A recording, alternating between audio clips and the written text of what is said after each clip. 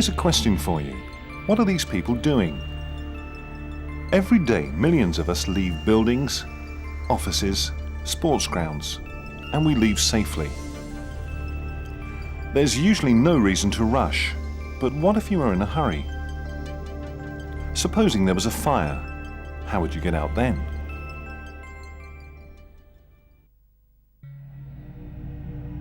When a small fire started at Bradford City football ground, the fans clearly had no idea how quickly it could spread. The result was horrific. There was no fire alarm to warn them, no fire marshals to help them to safety. You can see the panic, feel the fear of the people trying to escape. In less than 4 minutes, more than 50 people died at Bradford. Those terrible scenes are why fire marshals are so important, why you're so important, and it's the role of the fire marshal that we'll be looking at in this video. Your role as a fire marshal doesn't just start when the fire alarm operates. You need to prevent fires from starting. And if a fire should start, you need to know how to stop it spreading throughout the building. Now let's go into this building and see if we can spot any potential fire hazards.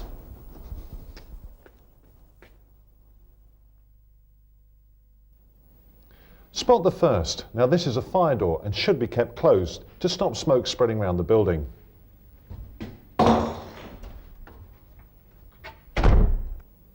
Here's another. You wouldn't believe what people use fire extinguishers for, but they should always be in the right place so they're ready for people in an emergency. Now here's an extension lead. It's live, but what's wrong with it? Well, the answer is that it's still wound up on its reel, and if it's used with the wrong sort of equipment like this powerful heater, then it could overheat and catch fire. And if you think that couldn't happen to you, then so did the owner of this one.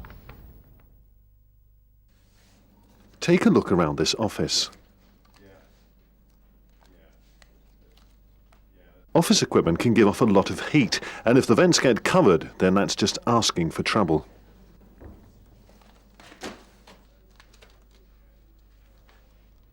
Every company has one of these, a mains electricity supply cupboard. It should have a fire door which should be kept locked.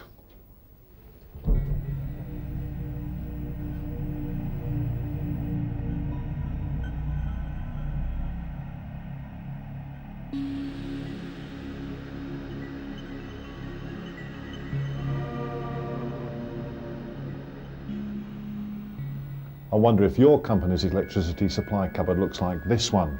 It's an accident waiting to happen. Now, if there is a fire in this building, you need to sound the alarm immediately. But where is the fire alarm call point? Can you see the hammer? You could lose precious seconds trying to find this, and this really should be kept visible at all times. Every building has escape routes, but they don't end when you get here to the final fire exit. There could be a blockage outside. Maybe they're digging the path, or perhaps some fool has parked a car right outside. So you have to check it's clear right through to the final assembly point.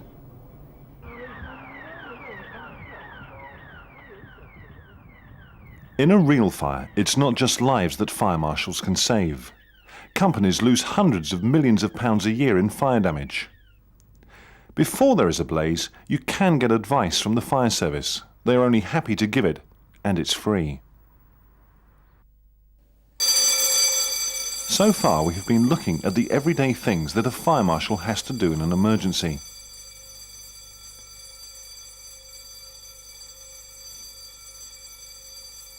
As soon as the alarm sounds, people must get out of the building, and the person responsible for calling the fire service must do it.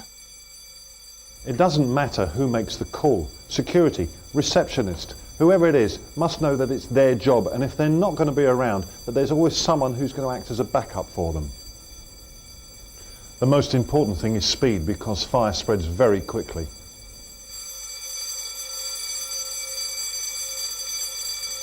To make sure everybody is out, you should do a roll call, or a sweep of the building, or even both.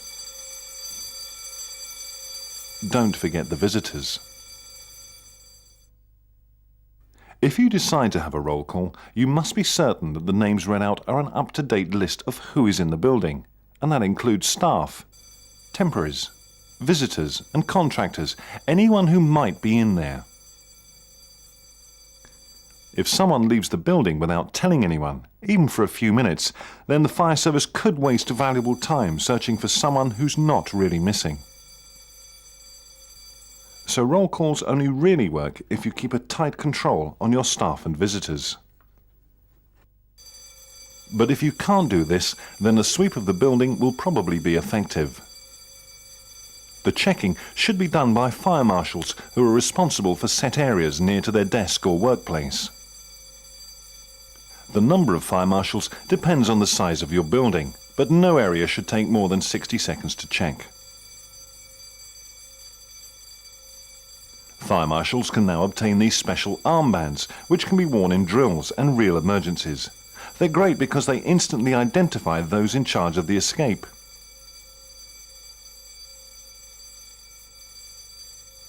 If you suspect there is a fire behind any door, then obviously don't go into that room.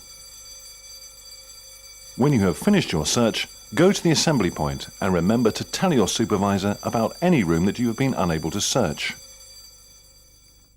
Now it's your turn to imagine that you're starting a search, but where would you start the search from? Well, the answer is to start from the furthest point away from the fire exit. That way you're always working towards somewhere safe. Now glass doors like this one can help you search a room, but what if there is no glass in the doors? Doors that open towards you need special care. You have to put your foot against them to stop a rush of air actually feeding the fire. So you need to crouch down, just crack the door open and make sure there's no fire in there, and then go in and make sure the room is clear. To get people out of the building safely and to stop them using lifts, it may help to have fire marshals positioned on the stairs. And door marshals will stop people dashing back into the building until given the all clear. And don't forget the disabled. There must be procedures to help them. And not just the permanently disabled, but those with a twisted ankle, a sports injury, or perhaps heavily pregnant. And that's it, that's fire marshalling. It's a really vital job, yet most of it can be done as you go about your daily work. And the fire drills, well, they last about 15 minutes. Whereas a real fire disrupts people's lives forever.